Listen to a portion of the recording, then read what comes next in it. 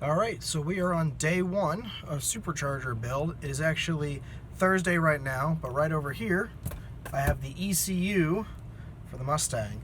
So I'm going to be sending this off to Roush today. I'm going to overnight it. They should be able to put the tune on it tomorrow and hopefully get it shipped back to me so I can get it either by Saturday or at latest Monday. And by Monday we should be done installing the supercharger and everything and should be ready to go.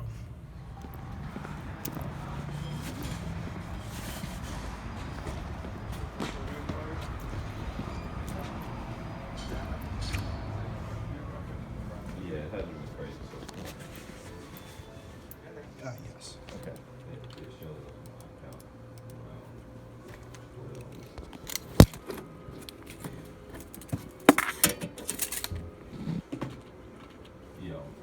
So my supercharger parts came in that box. I was like, well, I'll just send it right back to him. Yeah. It looks like it's still in really good condition. I mean, I'll need to put some tape on that. Other than that. Did you need anyone to sign for it or anything? No. Okay. So for overnight shipping, it looks like we can get it there tomorrow for about $88.97. Okay. There we go. It is shipped off. It should be there by tomorrow. I mean, I paid enough for it to be there by tomorrow. Overnight shipping's freaking expensive. But anyway, we will see.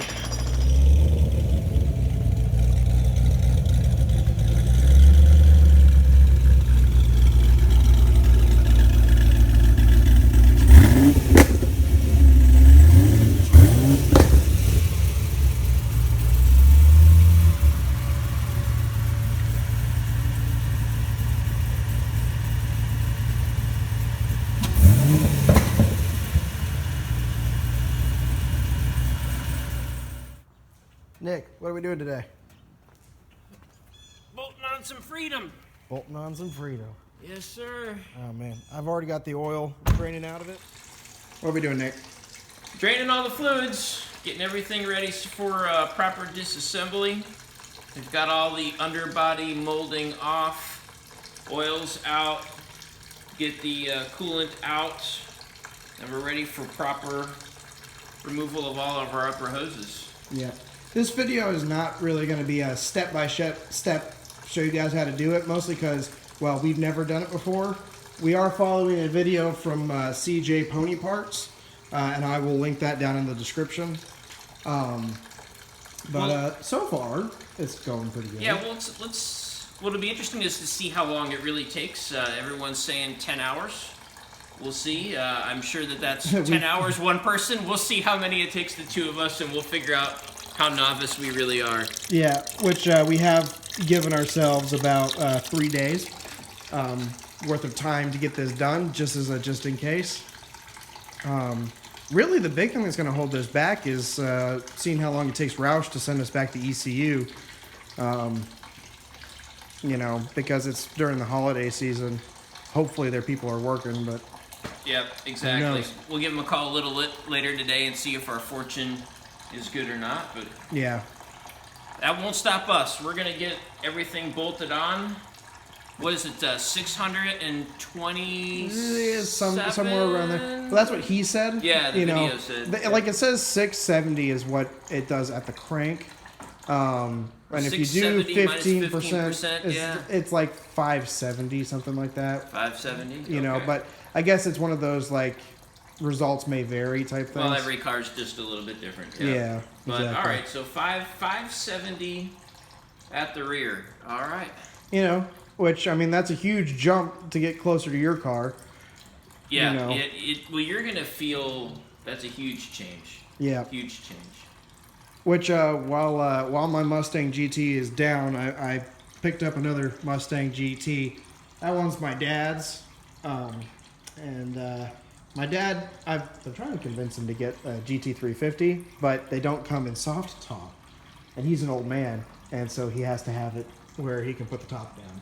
So that what hair is left can blow away. Nope, I'd rather have the structural rigidity. Me too. We are very slowly making progress. This is the brake booster line, correct? Yep. Yep.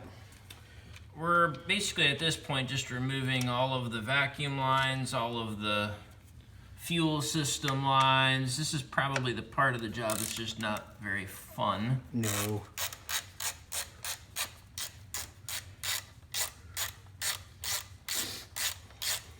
But hey, we're getting there. Welcome to the joys of a modern engine. Yeah. Lots of wires, lots of clips. Lots of hoses. Lots of hoses. Yeah. And key to any of this is make sure you remember where you put stuff. So let's put those two on that little right table over there. Alright, so we've got our intake manifold out over there. Completely fuel rail off, intake manifold off. Nick, do you want to tell everyone what we found when we pulled the intake manifold? Man, we found some debris, like acorns and a stone that was probably this big. Have no idea how it got in there. Yeah, and it was sitting like down in here, here, and like up in here. And it's like, it's too small for a squirrel to fit in there. Yeah, So nothing was making a home in here, but something was making a home in here. At some point, something tried to make a home in here. Yeah, I have no idea how that crap got in there. No idea, but we got it all cleaned out. And then the other thing we did, you can't see it now because we've taped off the air intake runners, but there was, I guess, some amount of oil gets past the separator and kind of made a ring around there. So we just got a nice clean rag and some brake clean and carefully cleaned all of that. So when we put the new intake on, it makes a good seal. Being very careful not to let anything drop in there. Yeah.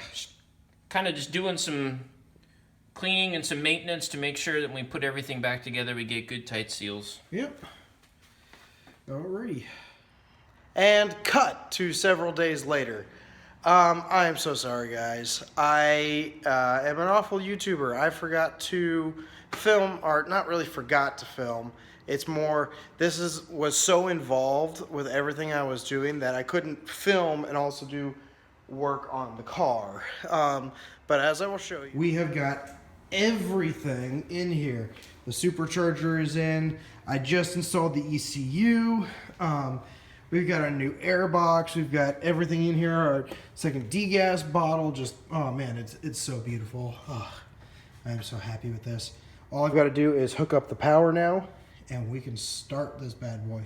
You know, there's probably going to be some like cycling and stuff we got to do, you know, first. You know, make sure that all our fluids are going through before we really start it. But I am excited. This is so cool. You know, huge shout out to Nick and to Nick's dad, who came out several times, and my buddy Steven, who also came out here to help get all of this installed. I mean, it was not possible without them. You know, so much work went into this. You know, and we will see. I am super excited. Get that coolant and everything going. Most important part though, gotta put the power back on.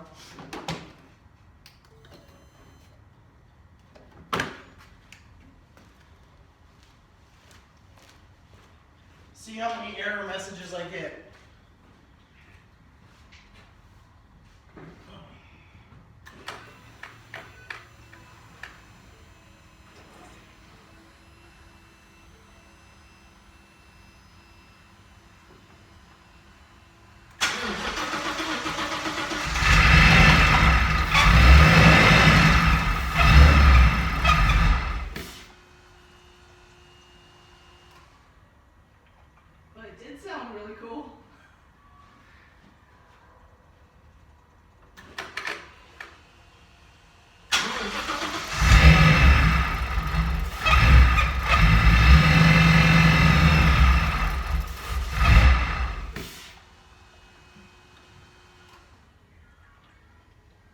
I don't know if that's the sound we want to hear. He says he doesn't know if that's the sound we want to hear.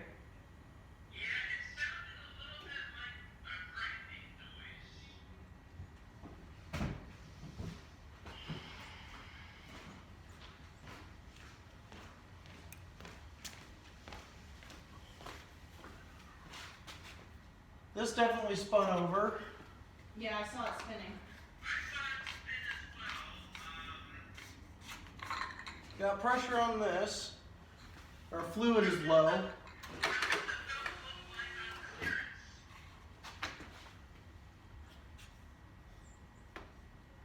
It's fine.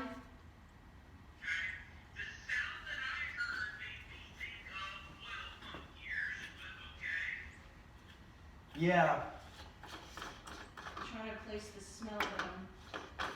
that's all of the fluids we've dropped everywhere.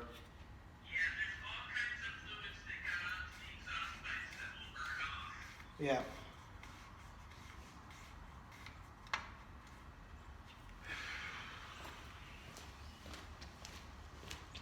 You gonna give it another go? No, that was me turning it off. That was me just being like, bing, turn off.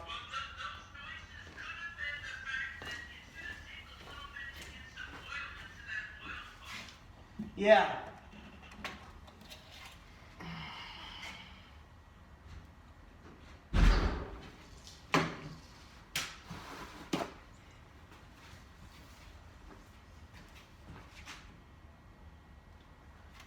It's all the fun of getting a car running.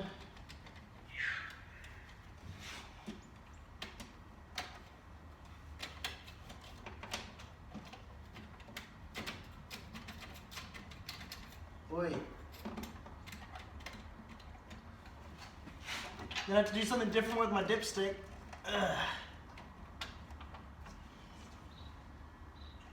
Is he not going back in? It is. It's going back in. Just look. I had lots of oil on the dipstick though, so that's a good sign.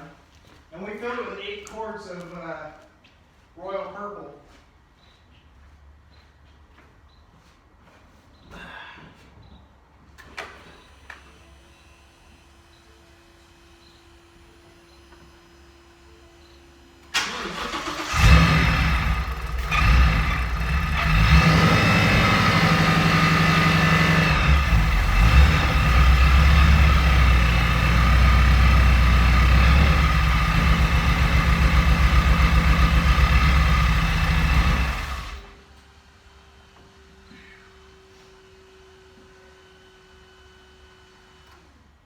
Sorry, I'm pausing a recording on mine while holding his.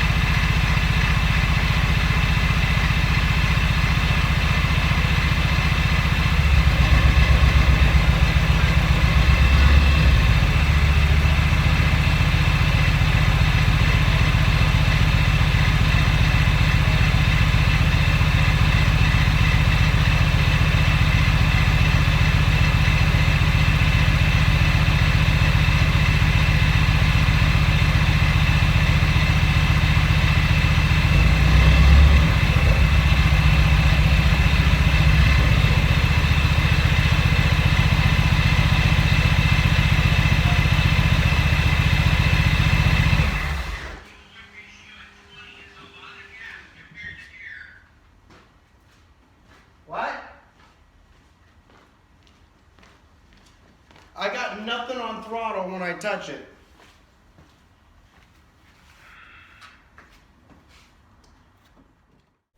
Okay guys, so obviously I have a lot of stuff to work out right now.